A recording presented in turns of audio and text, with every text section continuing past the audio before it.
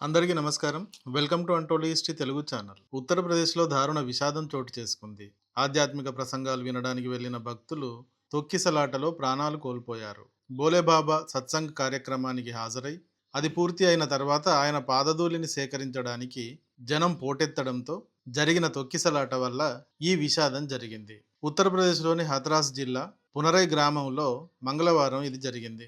భోలేబాబా అను ఒక బాబా ఏర్పాటు చేసిన ఆధ్యాత్మిక ప్రసంగ కార్యక్రమంలో ఆయన తన ప్రసంగం ముగించి వెళ్ళిపోతున్న సమయంలో ఆయన నడిచిన దారిలోని మట్టిని తీసుకోవడం కోసం భక్తులు ఎగబడడంతో ఒక్కసారిగా అక్కడ పెద్ద ఎత్తున తొక్కిసలాట జరిగింది. ఈ తోపులాటలో 121 మంది దుర్మరణం పాలయ్యారు. వందలాది మంది గాయపడ్డారు. చనిపోయిన వారిలో 108 మంది మహిళలు, 7గురు చిన్నారులు ఉన్నారు. అయితే ఈ మృతుల సంఖ్య మరింత పెరిగే అవకాశం కూడా ఉంది. సికింద్రా రౌ అనే ప్రాంతంలోని రాతిభాన్పూర్ గ్రామం ఈ విషాదానికి అసలైన కేంద్రంగా మారింది. రాతిభాన్పూర్ గ్రామంలో ఆధ్యాత్మిక ప్రసంగం కోసం ప్రత్యేకంగా ఏర్పాటు చేసిన గుడారం వద్ద మత బోధకుడు భోలేబాబా ప్రసంగించడం పూర్తయిన తర్వాత ఇది జరిగింది. అయితే ఈ సభ ఏర్పాటు చేసిన స్థలం చాలా చిత్తడిగా తడిగా ఉంది. ఎందుకంటే ఈ ప్రాంతం అంతా పొలాలు ఉన్న ప్రాంతం. ఈ పొలాలను చదును చేసి తాత్కాలికంగా ఇలా ఒక సభా స్థలాన్ని తయారు చేశారు. చిన్న స్టేజీని కూడా ఏర్పాటు చేశారు. ప్రసంగాలు వినడానికి హాజరైన జనాలకు అక్కడ ఎలాంటి సదుపాయాలు కూడా కల్పించలేదు. అది అంతా పొలాల ప్రదేశం కనుక అది అంతా జారుడుగా మారింది. భోలేబాబా ఈ ప్రాంతాల్లో ప్రతి మంగళవారం ఇలా ఆధ్యాత్మిక సమావేశాలను నిర్వహించి ప్రసంగించడం ఒక నిరంతర కార్యక్రమంగా నిర్వహిస్తూ ఉంటాడు.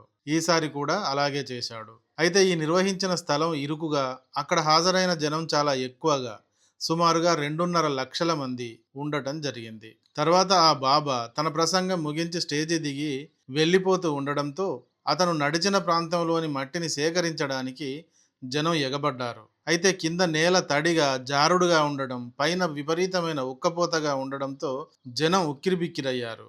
మట్టి కోసం వంగిన వారు జారి పడిపోయారు. అలా పడిపోయిన వారిపై నుండి జనాలు తొక్కుతూ ముందుకు పరుగులు తీయడం జరిగింది. తర్వాత ఇది చాలా పెద్ద ప్రమాదంగా తయారైంది. అక్కడ తొక్కిసలాట నుండి బయటపడిన ఒక వ్యక్తి, ఆ స్థలంలో పెద్ద సంఖ్యలో ప్రజలు గుమిగూడారు. బయటకు వెళ్లేందుకు మార్గం లేదు.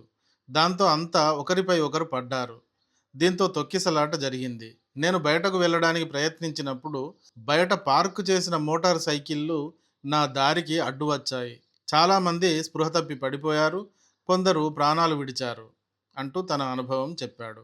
ఈ సంఘటన జరిగిన సమయానికి పార్లమెంట్ సమావేశాలు జరుగుతూ ఉన్నాయి. ప్రధాని నరేంద్ర మోడీ గారు మాట్లాడుతూ ఉన్నారు. మధ్యలోనే ఈ న్యూస్ తెలియడంతో తన మాటలను ఆపి ఈ విషాద సంఘటన పట్ల విచారాన్ని, సంతాపాన్ని వ్యక్తపరిచారు. తర్వాత అధికార, విపక్ష నాయకులు అందరూ కూడా తమ తమ సంతాపాన్ని తెలియజేశారు.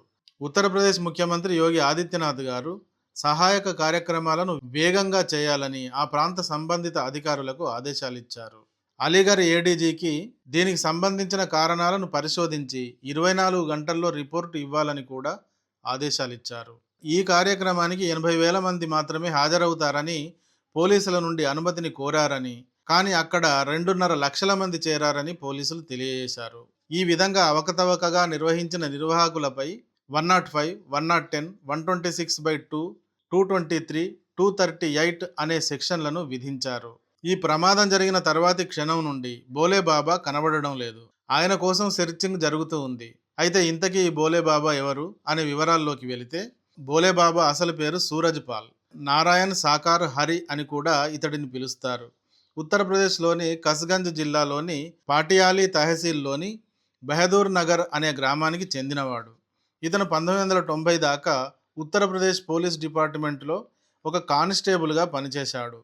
1990 తర్వాత ఇతను తన ఉద్యోగానికి వాలంటరీ రిటైర్మెంట్ ఇచ్చి భోలేబాబాగా పేరు మార్చుకుని ఆధ్యాత్మిక ఉపన్యాసాలు ఇవ్వడం ప్రారంభించాడు.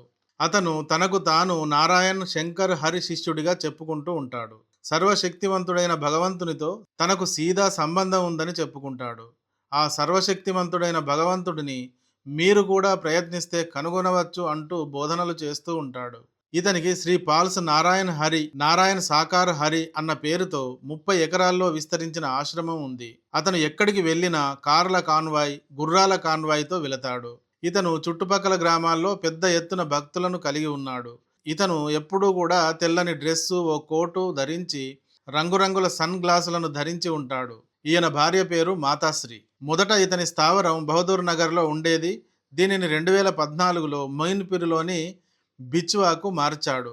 ఇతని ఆశ్రమానికి ప్రతిరోజు ఇతని దర్శనార్థం 12,000 మంది భక్తులు వస్తూ ఉంటారు. ఇప్పుడు ఈ బోలేబాబా విషయంగా బీజేపీని విమర్శిస్తూ ఉన్న ఎస్పీ అధినేత అఖిలేష్ యాదవ్ గారు కూడా బోలేబాబాతో సంబంధాలు ఉన్నవాడే.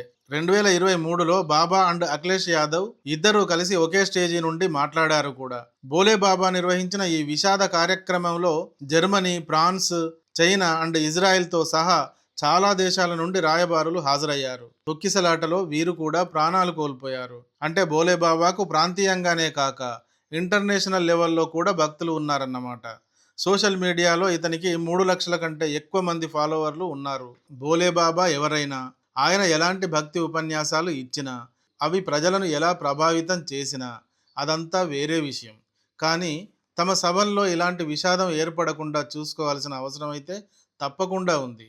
భక్తులకు కనీస సౌకర్యాలు కూడా కల్పించకుండా వారిని ఇలాంటి దారుణ ప్రమాదాలకి గురి చేయడం, అది ఎవరు చేసినా స్పష్టమైన నేరంగానే భావించాలి. ఆధ్యాత్మిక వాదం పైన విమర్శలకు దిగేవారు చాలామందే భారతదేశంలో ఉన్నారు. ఇలాంటివి జరిగితే వారికి చాలా అవకాశం ఇచ్చినట్టు కూడా అవుతుంది. కాబట్టి ఇలాంటి సమావేశాలు నిర్వహించడం కంటే ఇలాంటి ప్రమాదాలు జరగకుండా చూసుకోవడమే ఈ రోజుల్లో చాలా ముఖ్యం. ఈ వీడియో కానీ నచ్చితే ఒక లైక్ ఇవ్వండి. అలాగే ఇంతవరకు మా ఛానల్కి సబ్స్క్రైబ్ చేసుకున్నట్టయితే వెంటనే సబ్స్క్రైబ్ చేసుకోండి. Thank you for watching. జై హింద్, జై భారత్.